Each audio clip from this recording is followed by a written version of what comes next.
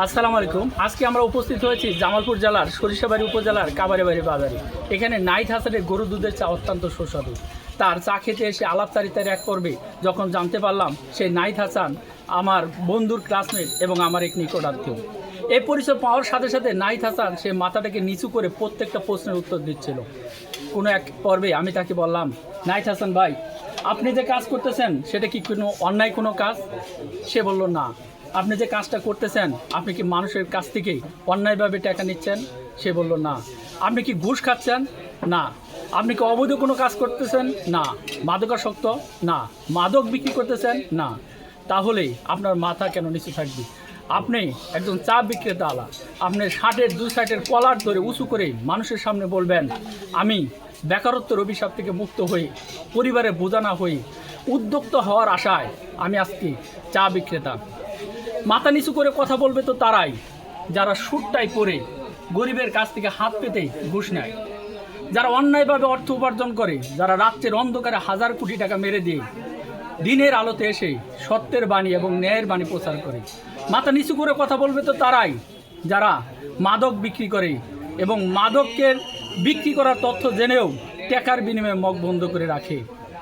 আমরা এই সমস্ত যুবকদেরকে উদ্বুদ্ধ করব, তারা বেকারত্বের অভিশাপ থেকে বের হয়ে এসে স্বাবলম্বী হওয়ার আশায় যখন চা বিক্রি করে তাদেরকে সম্মানের সহিত কথা বলবো।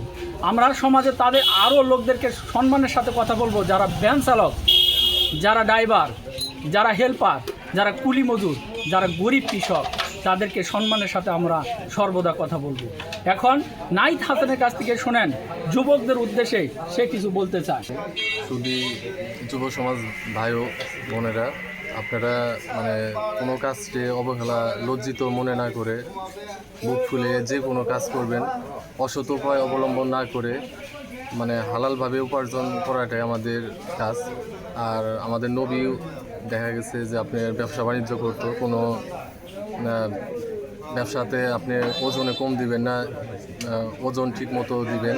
এবং কি আমার মা একটা কথা বলছে যে কিছু লোকই কিছু বলে, পিছনে অনেক কিছুই অনেকেই বলে, তো ওগুলো কানে না নিয়ে আমরা যদি আমাদের কর্মকে ভালোবেসে, কর্মকে রিজিকের একটা মনে করে যদি কাজ করি, অবশ্যই আমরা সামনে এগিয়ে যেতে পারি। ধন্যবাদ সবাইকে। সালাম জানাবো তাদের যারা পরিবারের বোঝা না হয়ে, যারা চাকরির পিছনে না ঘুরে, যারা উদ্যোক্তা হওয়ার আশায়, নিজে হালাল পথে কিছু রুটি রোজগার করার আশায় এই সমস্ত দোকানগুলো দেয়। আমরা তাদেরকে উদ্বুদ্ধ করব, তাদেরকে ভালোবাসবো। পারলে তাদের দোকানে এসে এক কাপ চা খেয়ে তাদেরকে অনুপ্রেরণা দিয়ে যাব, তাদেরকে উৎসাহ দিয়ে যাব। অতএব আমরা বিপ্লবী, আমরা পারি, আমরা পারবো।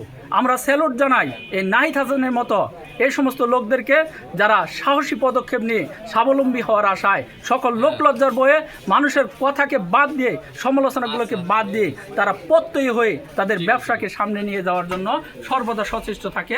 ধন্যবাদ সবাইকে।